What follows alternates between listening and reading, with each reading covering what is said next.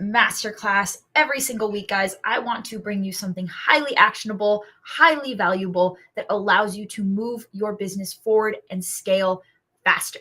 And today, I want to talk to you about probably one of the most underutilized processes in your business. I hardly ever see any companies do this well, especially startups when you're focusing in so many other places. And yet, this one process can save you literally 6 to 7 figures in your business every single year. So, what is that one process? Team onboarding. And I know that sounds weird. How would team onboarding save me between 6 to 7 figures this year? How does that happen? So let me break that down. Essentially, it is really, really expensive to lose people. It is really, really expensive to hire the wrong people. It is really, really expensive to have the wrong people in the role. And it is really expensive to have the right people in the role and then they quit. Specifically, it costs anywhere from 1 to 3x that person's annual salary. So, what does onboarding have to do with this? Onboarding, this one process, this one thing, can extend employee retention by up to 3 times. So the average new employee, this is crazy, but the average new employee tends to not stay at their role for more than a year. Most people quit within a year of being at a job. If an employee goes through a strong onboarding process, though, that average jumps to 3 years. So just by building this one process and focusing on this one process in the business, you are literally 3xing your employee retention, which means that you aren't spending 6 to 7 figures in employee churn and having the wrong people in the role and having the right people, but then the right people quit. All of that money is saved. All of that money drops to the bottom line as profit when your employees stay. The other really key piece about a strong onboarding process is that it can and will weed out any of the wrong people, right? You want your onboarding process to essentially be like the final interview, the process that allows you to know within 30 days or less, yes, I have the right person in the role. Because what I see a lot is that if there's no onboarding process or if it's kind of sloppy, then people who are not the right fit will kind of just slip through because no one's managing them, tracking it, right? No one's making sure that we actually hired the right person. And now it's 3 months later, 6 months later before we realize, oh God, we don't have the right person in the role. And it is so expensive to not have the right person in the role. Not only are they like costing you money, you're paying for them to not do good work, but you are also losing an insane amount of money that could have been generated if the right person was in the role, right? Like think about sales, right? If you have the wrong salesperson in the role and they're closing at, let's say, half of what the right person in the role would be able to close, you are losing half of all of the leads that you're sending them, right? So it's insanely expensive. There's a huge opportunity cost to having the wrong person in the role. So this onboarding process should do these two things, right? It should make sticky the right people. The right people, when they go through your onboarding process, should be like, I love it here. I want to work here forever. This is the best place in the world. This is my new home. And the wrong people should go through the exact same process and be like, fuck this place, I'm out, right? So you will know that you have this strong onboarding process when you see one of those two things. But what that requires is a process, right? And if we're just calling it like it is, most entrepreneurs that I know, myself included, by the way, because when I was first a leader, I didn't know what the fuck I was doing. And I had no idea that onboarding was this important, right? Is that it's the old like toss them in the deep end and they will learn how to swim type of philosophy, right? We've all been through that. We know that we have all given that to our teams. We know that the best people on our teams like swim, they make it through. And so the natural reaction is like, Jonna, why would I need to invest time or energy into building a really strong onboarding process if my best people stick around, if my best people survive, if my best people ultimately learn to swim, right? And the response I would give you is that it's the difference between good to great. So one more stat, and then we will dive into the actual process here, which is that of employees who also go through this strong onboarding process, their average productivity is 72% higher than employees who don't go through a strong onboarding process. So I don't care if you've got the A player of the A player. If you send them through a strong onboarding process, they will be more productive. For the entire length of time, for the entire 3 years that they stay at your business, they will be 72% higher productivity than if you just toss them into the deep end, even if they do learn how to swim, right? So guys, I always think in terms of leverage and efficiency. What can I put the least amount of input into to get the most amount of output, right? And onboarding is one of those secret processes, one of those hidden like levers in your business that if you pull it, it barely takes any effort from you, but it literally makes you and saves you 7 figures over the next 3 years of that employee life cycle. 72% higher productivity. They stay way longer, right? So it's this unbelievably high leverage thing to do. And that's why I find it to be so important and magical, and why I want to give you guys today my onboarding best practices. Because now that we've established like, this is cool, this is important, this is an easy lever for me to pull in my business to create a lot of growth, how do I actually do that? Because the reason none of us have onboarding processes is because nobody fucking ever told us how. So what is a solid onboarding process? What does that look like? I am going to give you guys just a couple of my best practices. And then what I want to do is I actually have created a whole freebie where I share with you my personal onboarding SOP. Okay. So if you haven't gotten it yet, DM me. I'm happy to send it to you. It's called my Onboard Your Operator Checklist. And go ahead, shoot me a message. I'm happy to share this with everybody because seriously, it makes all the difference. Okay. So DM me if you want that. But here's the overview of what a strong onboarding process needs to look like. Best practice number 1, it starts with day 1, right? So when I'm talking about onboarding, I'm not talking about like sending them their paperwork and their payroll. Like, yes, of course you have to do that, but that's not really what makes the difference between an onboarding process and a strong onboarding process. What do we do on day 1 to make a massive impact on this person? I recommend you, the CEO, the founder, taking your very valuable and scarce time to sit down with that new member of your team and give them what I call the culture deck. If you want an example of a culture deck, it's in my onboarding SOP. You're welcome to take my copy and rip it off and use it for your own business. You can also look up amazing culture decks. Netflix has an incredible one. Zappos has an incredible one. They're free and they're online and you can access them. But the culture deck, guys, is exactly what it sounds like. It is a welcome to this business. Here is our culture. Here is who we be. Here is who you now are when you join us.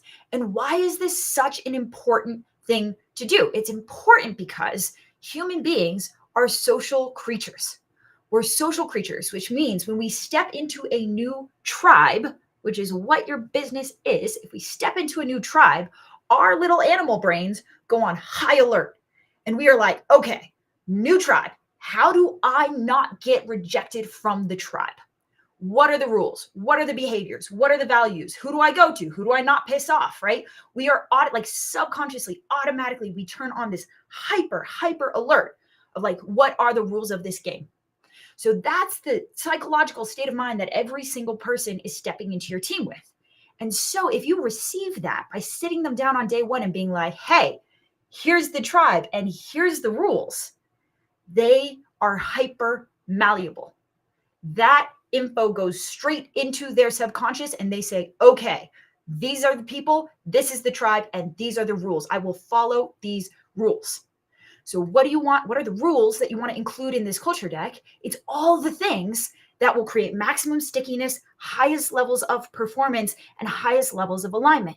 So I share in my culture deck my vision, my mission statement, our core values. I spend an extreme amount of time talking and personally walking them through core value by core value, story by story. I'm going to circle back around to that. Here's what these core values are, right? I'm talking about expectations. So like, what are our workplace expectations? I expect that you be online on Slack and on ClickUp while you are online and working, right? So I'm just telling them, be on Slack. If you work here, you're on Slack when you're online. I have so many clients, guys, come to me and complain about things like my team shows up late to meetings. My team is not on video on their meetings. My team is underperforming, right? Like fill in the blank, whatever disappointed expectation you're seeing from your team? And my response always is, well, did you tell them? Did you tell them that it was an expectation to be on time to meetings, to be on camera? While that might seem basic, no one is a mind reader. They're not a mind reader. So if that's important to you, tell them, and tell them on the very first day, because you're setting expectations. That's all you're doing. Like, think for a moment about your client relationships, right? And your client launch call. We all know, or if you've like done this enough times, you know how important that launch call is with the client, how important it is to set all the expectations up front. And we know that when we set the right expectations up front, those clients are going to stay with us way longer. They're going to pay us way more money. They're going to have way more success, right?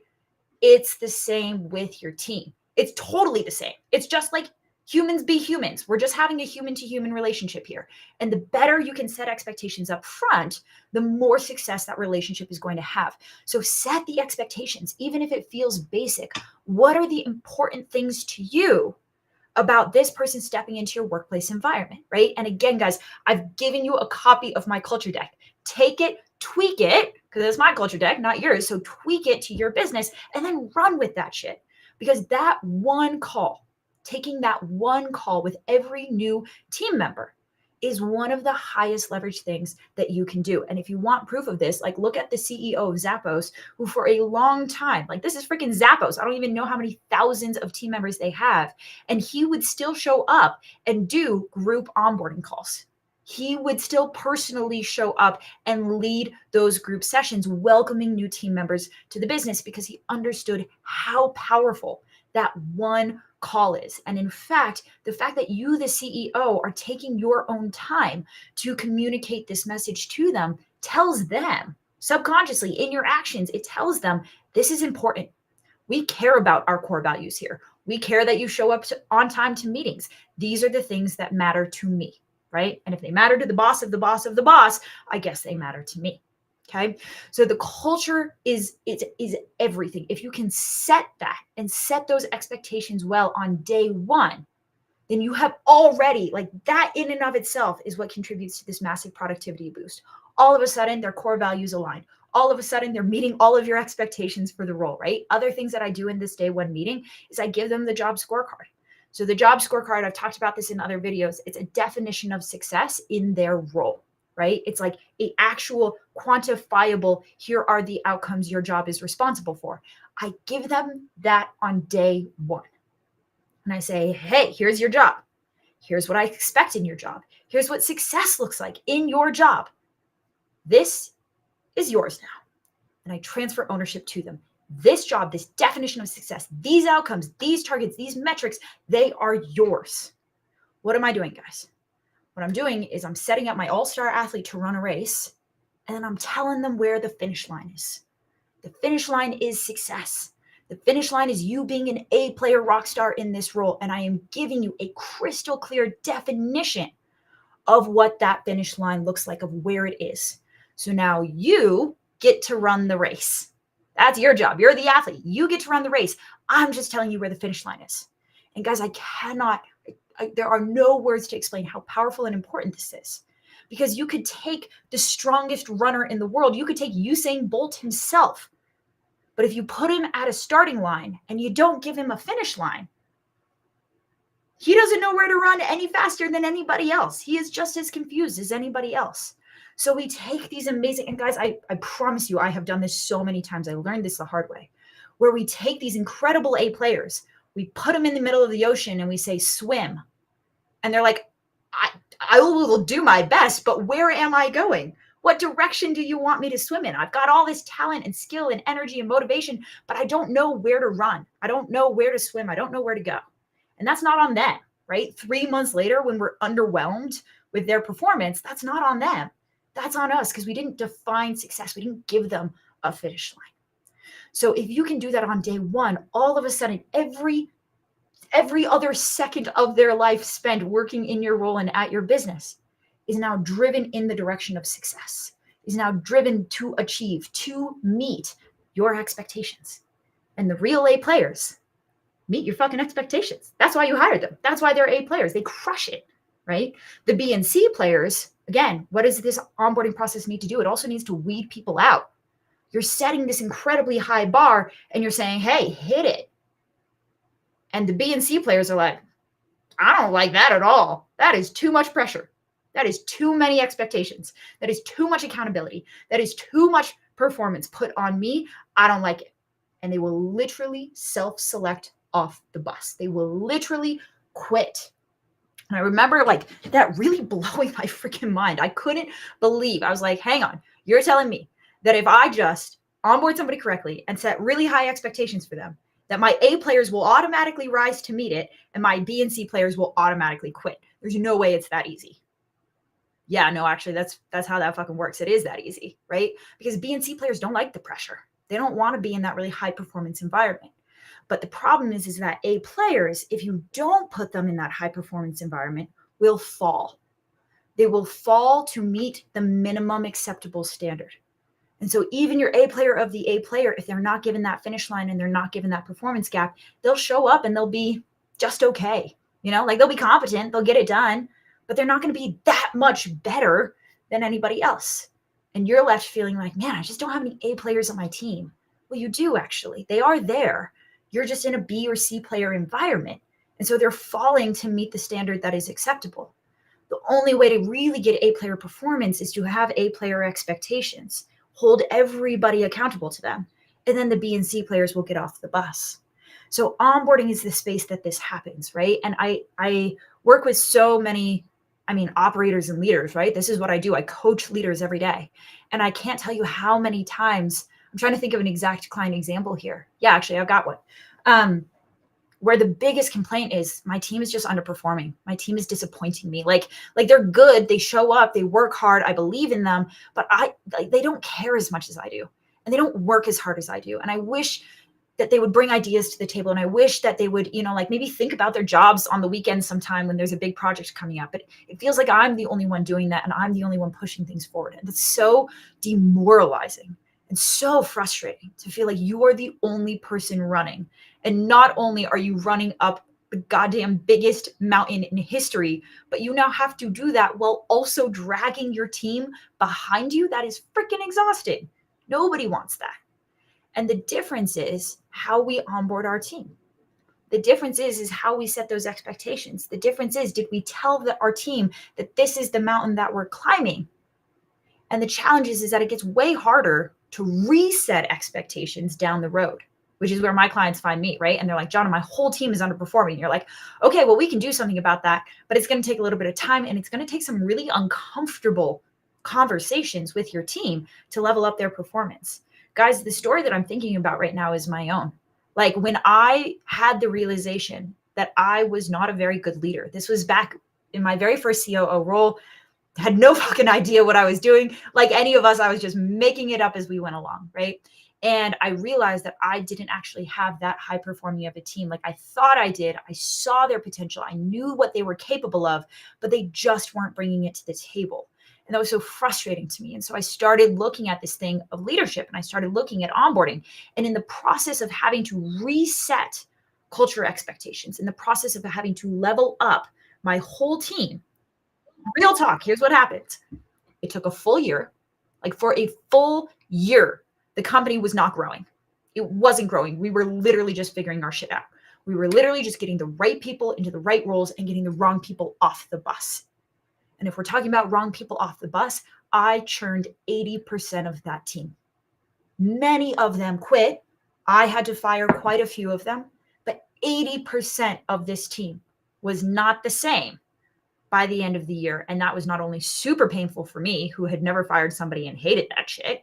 It was super painful because I believed in them and I knew that they could have done it. They were capable of it, but they just weren't bringing that to the table. Why?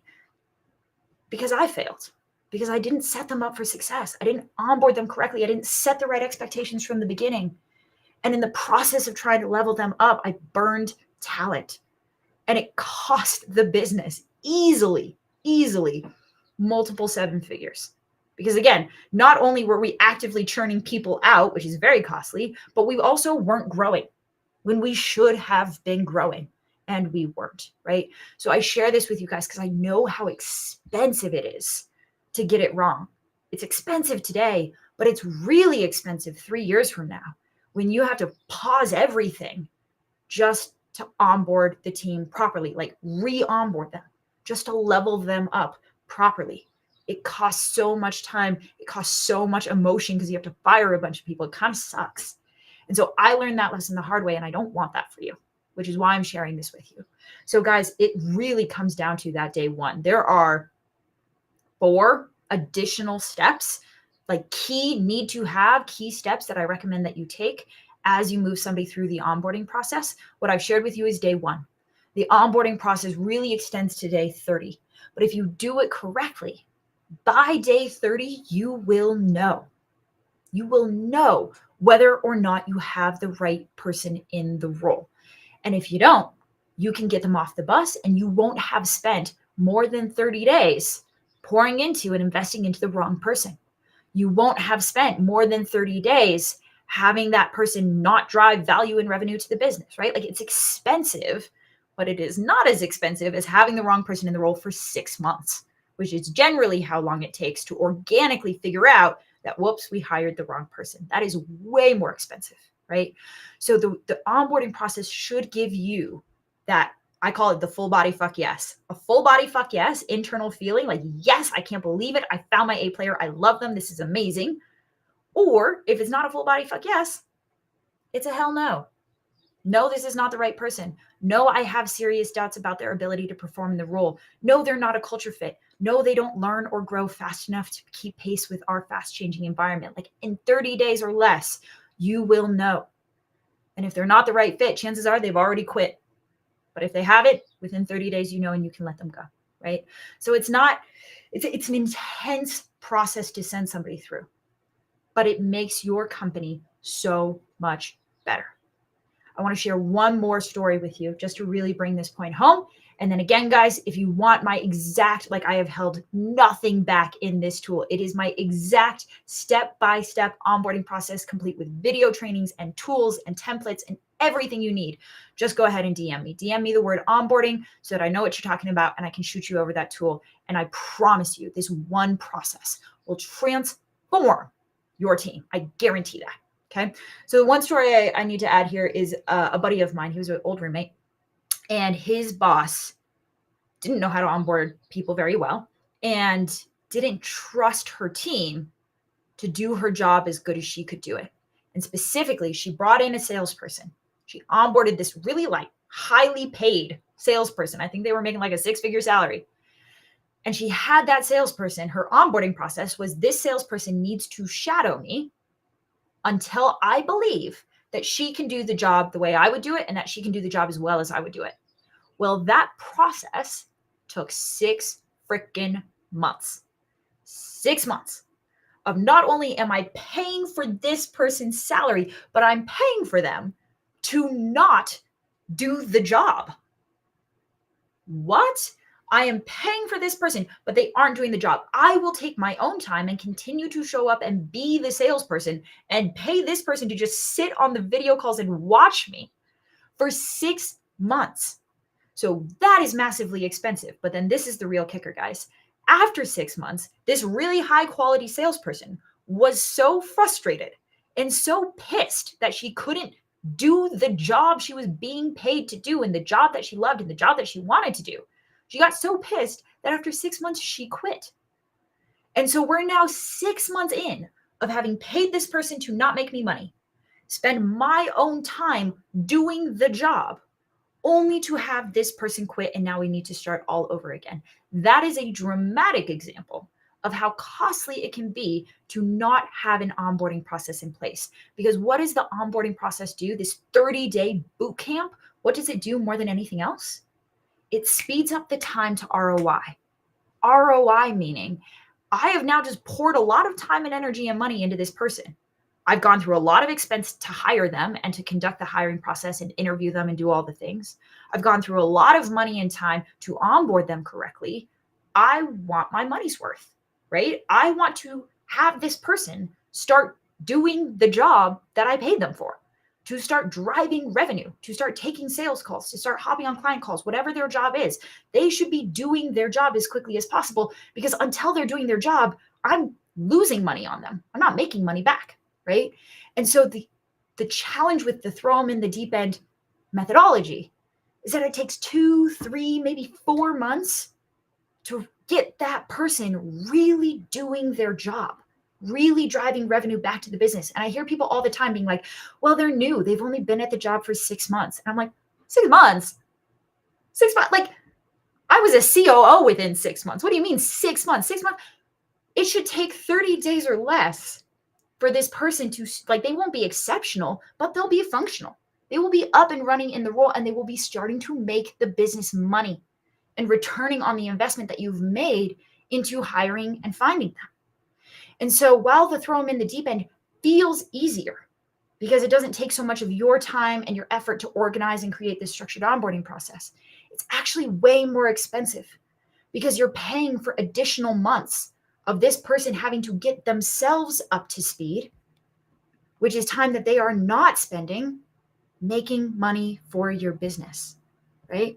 So guys, all of this, I'm not doing this. I'm not sharing this with you to try and lose you money, lose you time, lose you energy. All of this is actually going to help your business grow faster. And I see somebody in the chat, Jeremy, if you don't mind me reading this out loud. I lived that exact story. I onboarded a salesperson. They shadowed me. I poured time and money in only to lose them and then lose millions on the leads that they could have closed if I had only had a better process. Dude, I feel you. I personally have done that. I know so many of my clients have done that. But like, guys, how much effort do we spend trying to make $1 million in our business? Wouldn't it be so much easier to have one really good day one conversation and then a really good 30-day onboarding process, and all of a sudden $1 million appears in our business? One of those is easier than the other. So it's all about leverage. It's all about efficiency. And I'm telling you that the onboarding process is one of the highest leverage things that you can master as a founder. Cool. That's what I have for you guys today. Again, we have only scratched the surface on this topic, but if you want the there onboarding SOP that I use here and now today to onboard members to my team, taking all the learnings and the best practices and the failings, there's so many failings that I personally have gone through in this process, go ahead, DM me the word onboarding. I am happy to share that with you. And I promise you, implement it and your team will have a night and day difference 3 months from now, 6 months from now. I absolutely guarantee it. All right, guys, that's what I have for you today. Hope this was valuable. Tune in next week for another mini ops masterclass so that we can help you scale your businesses, your growth, your impact, your freedom all that much faster. Great seeing you all. Thanks for hopping in live.